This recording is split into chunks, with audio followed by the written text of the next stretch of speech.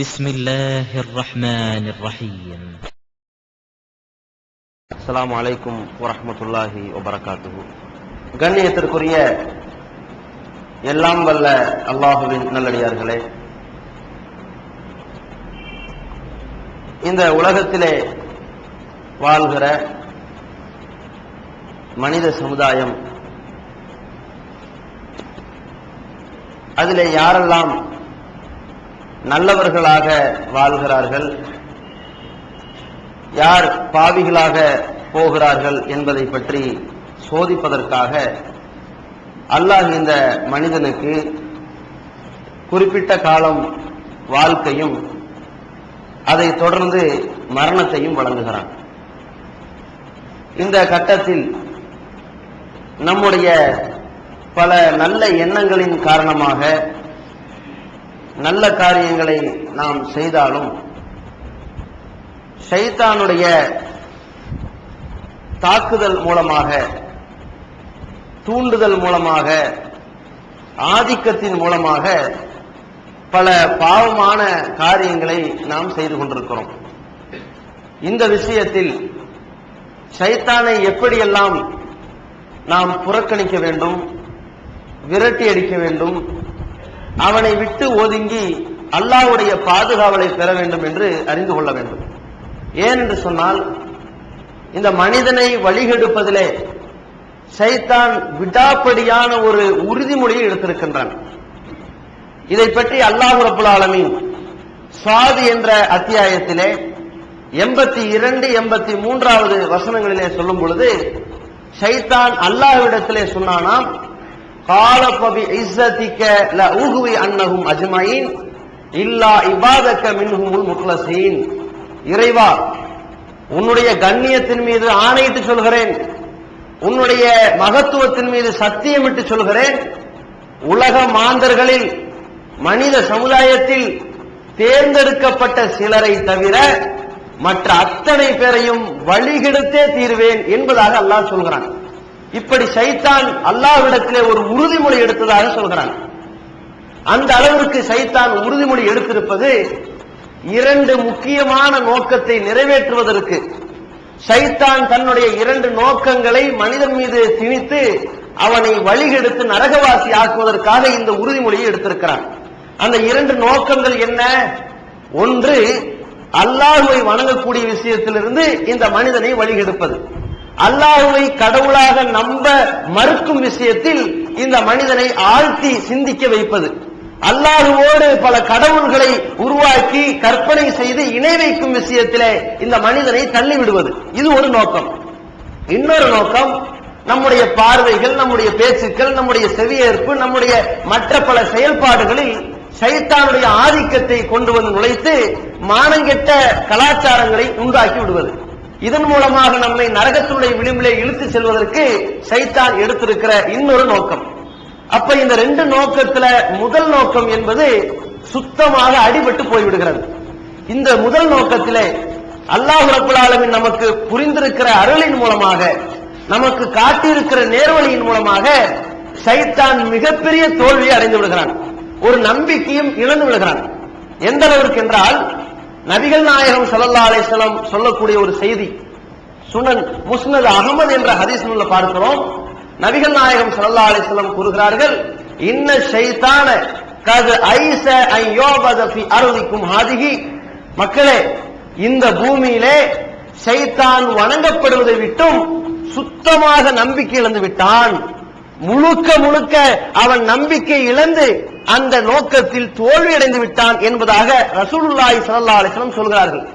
ஏன்? அல்லாஹ்வை தவிர எந்த கடவுளும் கிடையாது என்ற கொள்கையில் நாம் இந்த தௌஹீத் கொள்கையை ஏற்றிருக்கின்றோம்.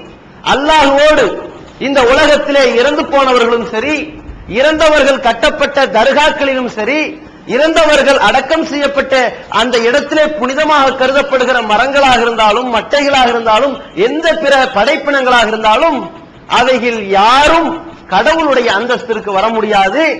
அல்லாஹ் ஒருத்தன் தான் கடவுளுடைய அந்தஸ்தில் இருக்கிறான். அவன் தான் மகா சக்தி படைத்தவன்.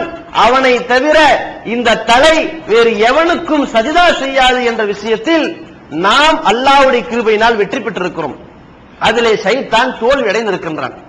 இதல்லாமல் நபிகள் நாயகம் ஸல்லல்லாஹு அலைஹி வஸல்லம் அவர்கள் மற்ற காரியங்களில் எல்லாம் எப்படியெல்லாம் ஷைத்தானை விரட்டி அடிப்பது, ஷைத்தானுடைய ஆதிக்கத்திலிருந்து நாம் விடுபடுவது, அதிலே அல்லாஹ்வுடைய பாதுகாவலை பெறுவது என்று பல வழிமுறைகளை நமக்கு கற்பித்துக் கொடுத்திருக்கிறார்கள்.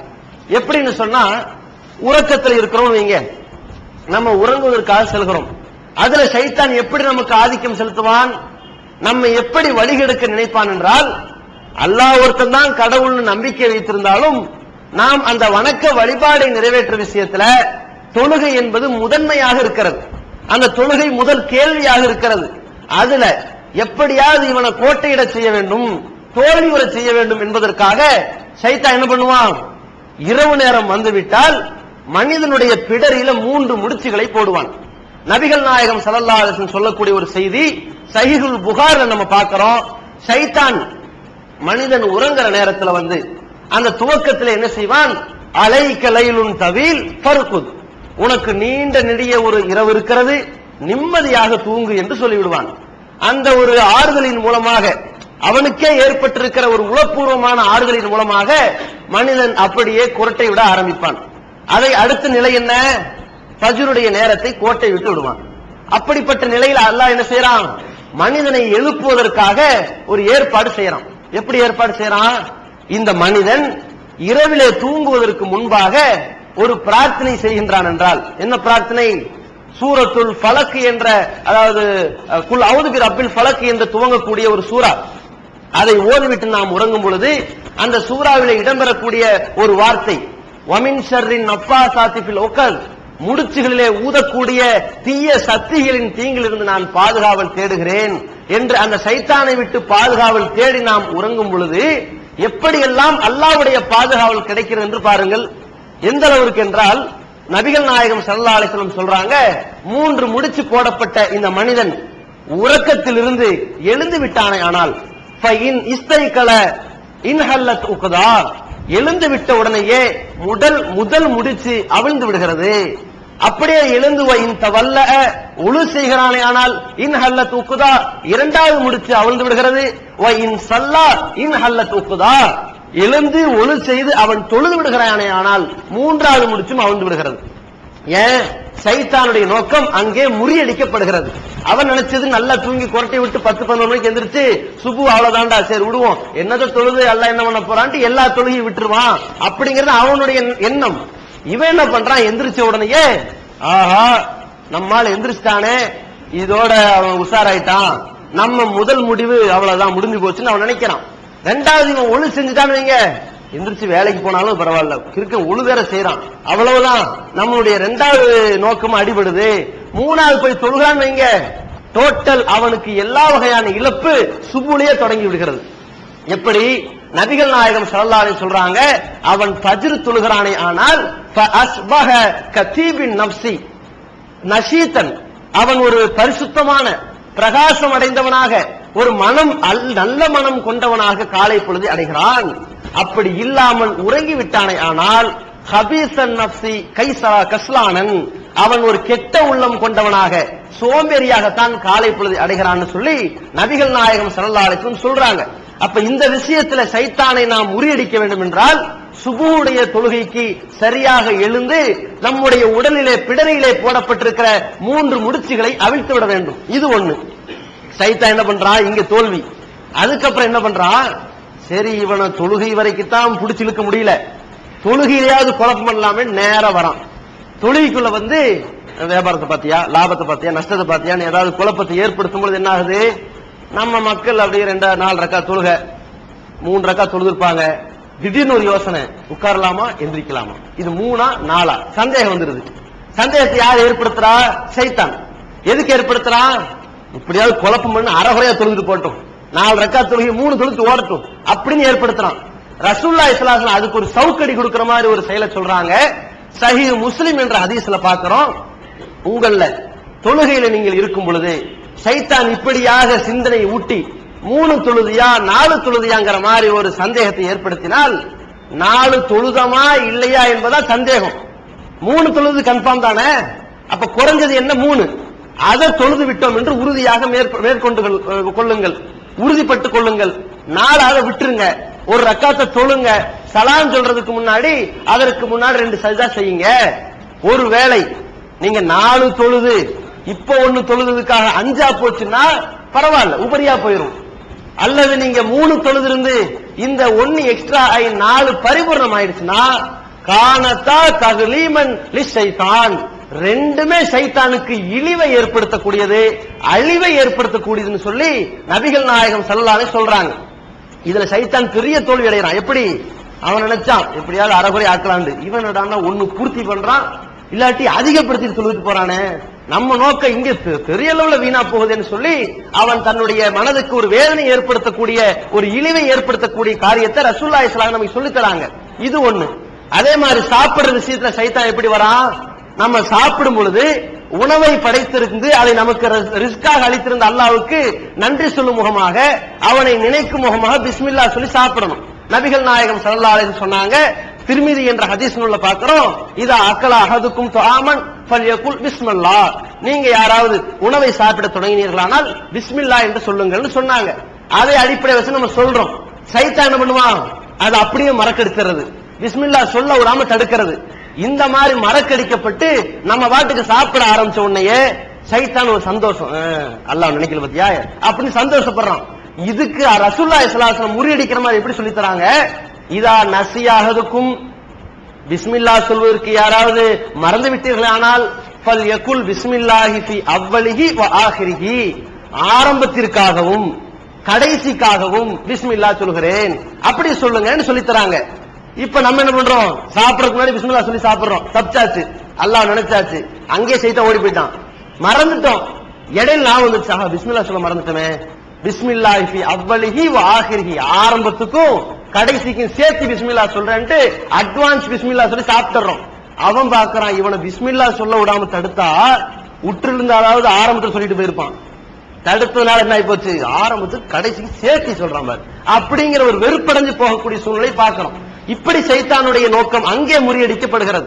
அதே மாதிரி நாம ஒரு கோபப்படுகிறோம் வைங்களேன், கோபப்படுகிற நேரத்தில் நம்மிடத்தில் எப்படியாவது பிரச்சனைகளை கிளப்பி நம்முடைய உள்ளத்தில் பல ஊசலாட்டங்களை ஏற்படுத்தி எதிரிலே இருக்கக்கூடிய நம்முடைய சகோதரனாக இருந்தாலும், நம்முடைய பெற்றோராக இருந்தாலும், நம்முடைய பிள்ளையாக இருந்தாலும், நம்முடைய சொந்தக்காரனாக இருந்தாலும், நீண்ட நாள் பார்ட்னராக இருந்தவனாக இருந்தாலும் அவனிடத்திலே பெரிய பகையை உண்டாக்கி பிரச்சனையை கிளப்பி விடுவது சைத்தானுடைய வேலை.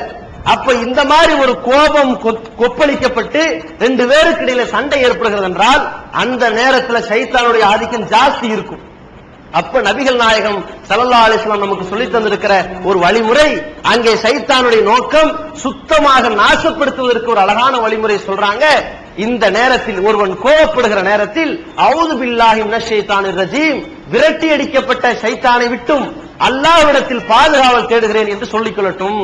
அப்படி சொன்ன உடனேயே இவனுடைய சிந்தனை அப்படி அல்லாஹ்விடத்திலே பாதுகாவல் தேடிய சிந்தனையாக மாறி அவனுடைய சிந்தனை அப்படி டைவர்ட் ஆக திசை திருப்பப்பட்டு கோபம் அப்படியே தனியே ஆரம்பித்து விடுகிறது. இதை நபிகள் நாயகம் ஸல்லல்லாஹு அலைஹி வஸல்லம் சொல்லக்கூடிய செய்தியை சஹீஹ் முஸ்லிம் என்ற நூல்ல பார்க்கிறோம். அதே மாதிரி திருமறை குர்ஆன் இருக்குது. அல்லாஹ்வுடைய அந்த அத்தாட்சிகளை, அல்லாஹ் தரக்கூடிய படிப்பினைகளை தெரிவதற்கான ஒரு பொக்கிஷம். அதை படிக்கிற விஷயத்துல சைத்தான் ரொம்ப ஊசலாட்டம் ஏற்படுத்துவான். ஏன்? அதை படிச்சா திருந்திடுவோம்ல, அதனால. அப்படி நம்ம என்ன பண்ணுவோம்? அப்படி குர்ஆனை பார்ப்போம், ஓதலாமான்னு நெருக்கம் வரும் மனசுக்கு. எப்பொழுதுமே நல்ல மனசு கொஞ்சம் அப்படிதான் வரும்.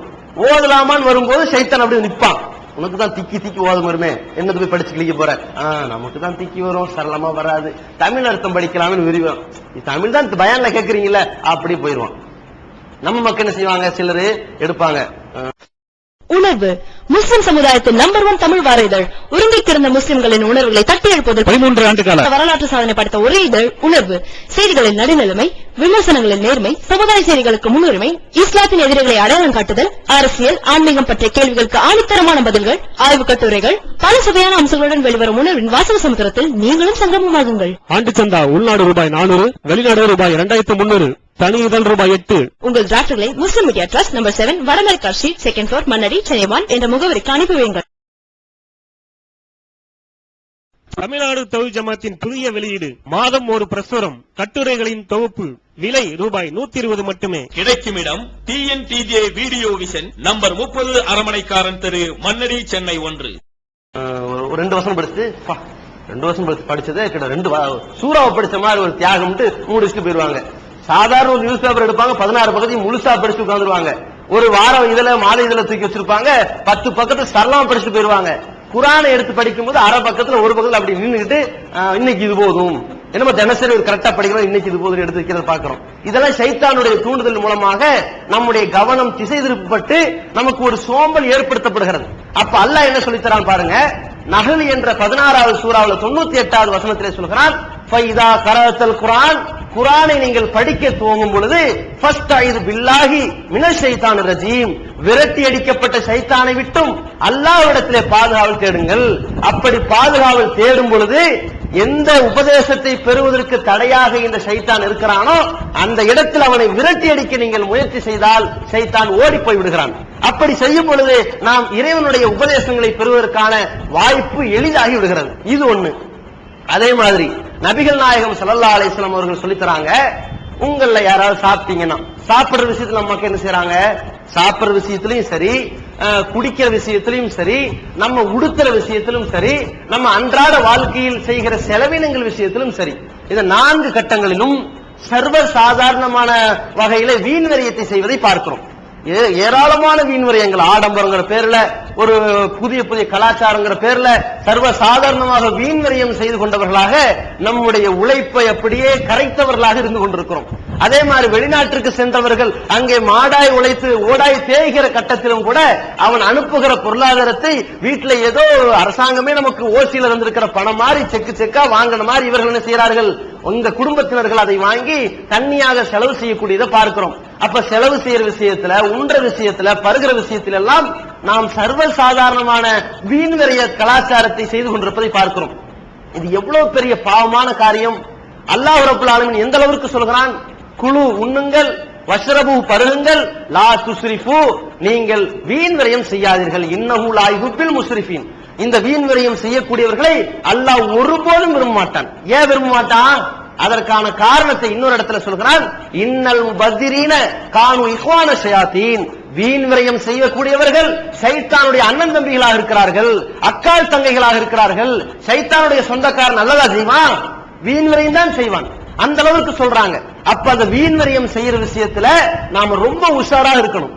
அதற்கும் கூட ரசூலுல்லாஹி ஸல்லல்லாஹு அலைஹி வஸல்லம் நமக்கு அழகான ஒரு வழி வகுத்து கொடுக்கறாங்க பாருங்க. எப்படி, உங்களை யாராவது சாப்பிட்டீங்கன்னா, சாப்பிடும் பொழுது ஏதாவது ஒரு கவல உணவு கீழே விழுந்து விட்டால் அதை எடுத்து அவர் அதில் இருக்கிற தூசியை துடைத்து வல் ஏகுலுஹா, அதை அவர் சாப்பிட்டுக் கொள்ளட்டும், வலா யதஹாலி ஷைத்தான், சைத்தானுக்கு அதை விட்டு விட வேண்டாம் அப்படின்னு சொல்லி நபிகள் நாயகம் ஸல்லல்லாஹு அலைஹி வஸல்லம் சைத்தானுக்கு விட்டுறாம நீ எடுத்து கரெக்டா சாப்பிடுன்னு சொல்லி தராங்க.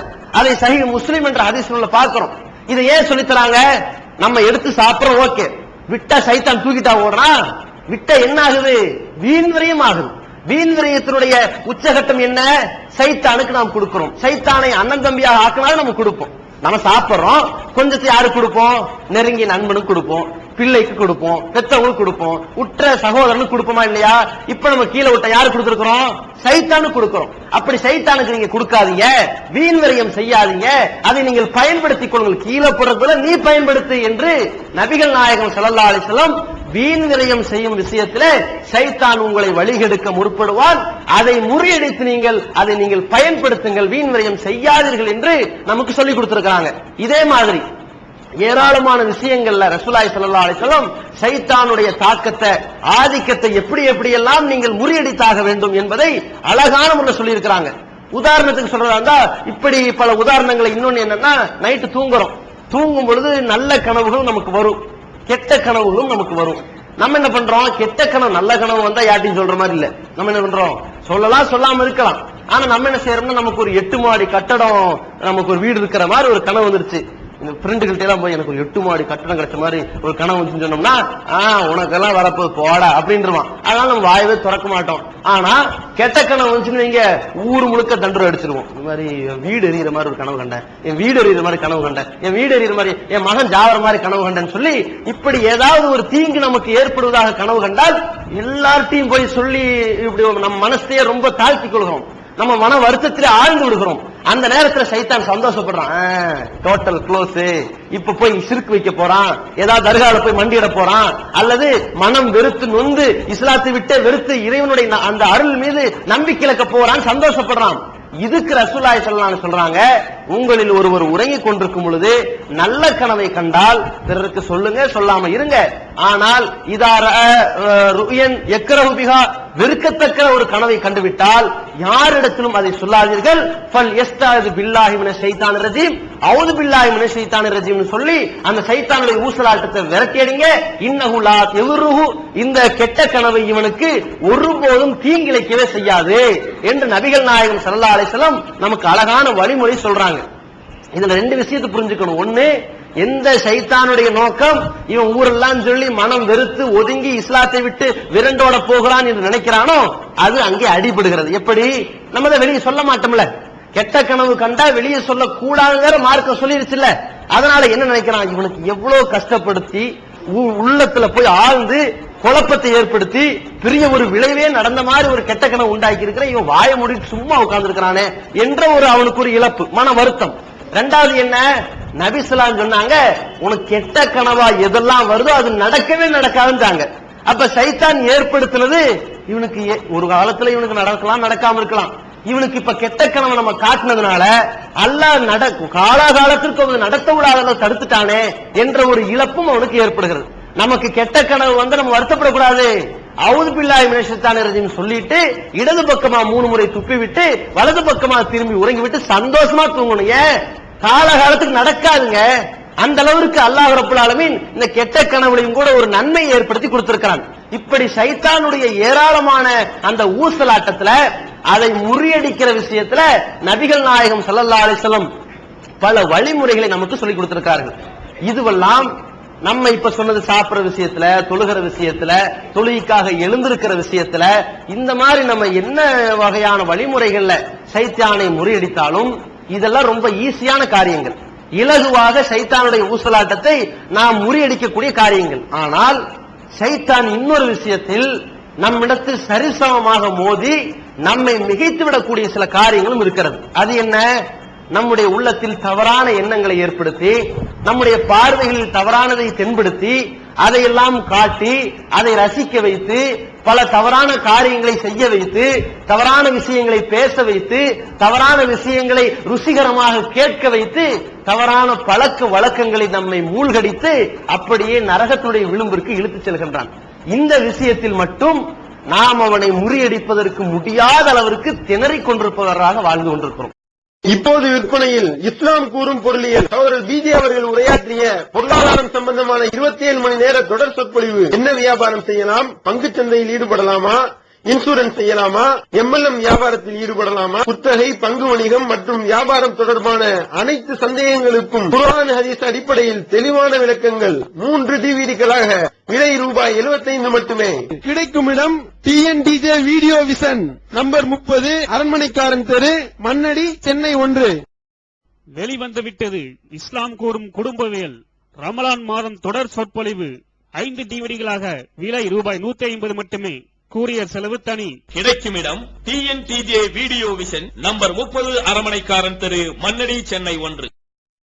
எந்த அளவிற்கு இது போன்ற தவறான காரியங்கள் நம்முடைய வாழ்க்கையில் தென்பட்டால், பழக்க வழக்கத்தில் இருந்தால், கடந்து போன ஏராளமான பாவத்திற்கு என்ன ஆனது?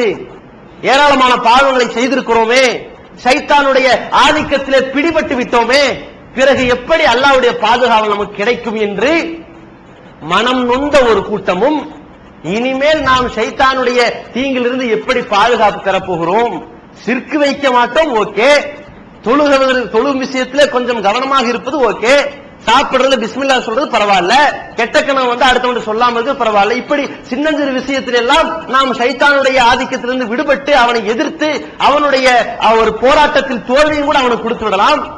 ஆனால் நமக்கு தவறான பார்வைகள் தெரிகிறது, தவறான விஷயங்கள் காதுக்கு விழுகிறது. அதையும் கூட வழி தவறி நாம் அதை கேட்டு ரசிக்க ஆரம்பித்து விடுகிறோம். தவறான விஷயங்களை பேச ஆரம்பித்து விடுகிறோம். தவறான கலாச்சாரத்திலே மூழ்க ஆரம்பிக்கின்றோம். காசு கண்ணை மறைக்கின்ற அடிப்படையில் பாவமான காரியத்திற்கு துணை போய் விடுகின்றோம் காசுக்காக. இப்ப இதுல எல்லாம் என்னைக்கு நம்ம சைத்தானிலிருந்து விடுபடுறது, அதற்கு என்ன வழி இருக்கிறது என்ற ஒரு தேட்டம் நமக்கு ஏற்படலாம். இந்த இரண்டு முக்கியமான வழிமுறைகளையும் இஸ்லாம் நமக்கு அழகான முறையில் எடுத்துச் சொல்கிறது. அதற்குத்தான் அல்லாஹ்வுடைய கருணையை நாம் சிந்தித்து பார்க்க வேண்டும். அல்லாஹ்வுடைய கருணையை நம் கண் முன்னால் கொண்டு வந்து பார்க்க வேண்டும். எந்த அளவுக்கு தெரியுமா? ஷைத்தான் எந்த அளவிற்கு அல்லாஹ்விடத்திலே போராடி உறுதிமொழி பெறுகிறானோ, வாக்குறுதி சொல்கிறானோ, சவால் விட்டு செல்கிறானோ, அதே ஷைத்தானை படைத்த ரப்புல் ஆலமீன் அவனிடத்தில் ஒரு சவாலை விடுகிறான். முஸ்னத் அகமது என்ற ஹதீஸ் நூலை பார்க்கிறோம். ஷைத்தான் அல்லாஹ்விடத்திலே சொன்னானாம், ரப்பி ஃபபி இஸ்ஸதி ஃபபி இஸ்ஸதிக வ ஜலாலிக, உன்னுடைய கண்ணியத்தின் மீது சத்தியமாக சொல்கிறேன், உன்னுடைய மகத்துவத்தின் மீது ஆணையிட்டு சொல்கிறேன், லா உகுவிய பனி ஆதம் மா ஜாமத்தில் அர்வாஹு ஃபி அஜ்சாமிஹிம், ஆதமுடைய மக்களுடைய உடம்புல உசுறு ஒட்டி கொண்டிருக்கும் காலமெல்லாம் அவர்களை வழிகெடுத்து நாசமாக்கி விடுவேன். இது உன்னுடைய கண்ணியத்தின் மீது சத்தியம், உன்னுடைய தலைமைத்துவத்தின் மீது சத்தியம், உன்னுடைய மகத்துவத்தின் மீது சத்தியம், எல்லாரையும் நான் வழிகெடுத்து தீர்வேன் என்று ஷைத்தான் அல்லாஹ்விடத்தில் சவால் விட்டானாம். அதற்கு அல்லாஹ் பதில் சொன்னானாம். எந்த அளவுக்கு பதில் சொல்கிறான்? வபி இஸ்ஸதி வ ஜலாலி, எந்த என்னுடைய கண்ணியத்தை ஆணையிட்டு நீ சவால் விட்டாயோ, உனக்கு நான் சொல்கிறேன், என்னுடைய கண்ணியத்தின் மீது சத்தியமாக நான் சொல்கிறேன், என்னுடைய மகத்துவத்தின் மீது ஆணையிட்டு நான் சொல்கிறேன், லா அப்ரஹு அக்ஃபிர் லஹும் மஸ்தக்ஃபிருனி, என்னுடைய அடியார்கள் என்னிடத்திலே அவர்கள் செய்த பாவத்திற்காக, பெரிய சிறிய பாவத்திற்காக, வெளிப்படையான அந்தரங்கமான பாவங்களுக்காக மன்னிப்பு கேட்கும் காலமெல்லாம் அவர்களை மன்னித்து பாவிகளிலிருந்து நல்லவர்களாக மாற்றி சொர்க்கவாசி ஆக்கி விடுவேன். உன்னுடைய சவால் அப்படி நிலைக்கும் என்றால் இவர்களை மன்னித்து இவர்கள் மீது நான் பொழிகிற கருணை என்ற என்னுடைய சவால் இப்படி இருக்கும் என்று சொல்கிறானாம். அல்லாஹ்வுடைய கருணையை பாருங்கள். நாளை மறுமை நாள் வரும் பொழுது சொல்வானாம், கலபத் கல்பி ரஹ்மதி, என்னுடைய ரஹ்மத், என்னுடைய கருணை, என்னுடைய அந்த அன்பு என்ற ஒரு அழகான அருட்கொடை கோபம் என்ற அருட்கொடையை மிஞ்சிவிட்டது, என்னுடைய கோபம் என்ற ஒரு ஆற்றலை மிகைத்திருக்கிறது, என் அடியார்களை நான் மன்னித்திருக்கிறேன் என்பதாக சொல்கிறானாம். எப்பொழுது இந்த மன்னிப்பு கிடைக்கும் தெரியுமா? நாம் நம்முடைய பாவங்களுக்காக இது நாள் வரைக்கும் ஷைத்தானுடைய காலடியிலே பிடிபட்டதற்காக, பாவமான காரியங்களை பேசியதற்காக, செயல்பட்டதற்காக, அதை பார்த்து ரசித்ததற்காக, அந்த பாவத்திலே மூழ்கியதற்காக, இறைவா எனக்கு நானே பல அநியாயங்களை செய்து விட்டது உண்மை என்று ஒத்துக்கொள்ள வேண்டும், இனிமேல் இந்த தவறை ஒருபோதும் செய்ய மாட்டேன் இறைவா என்று இறைவனிடத்திலே வாக்குறுதி கொடுக்க வேண்டும்.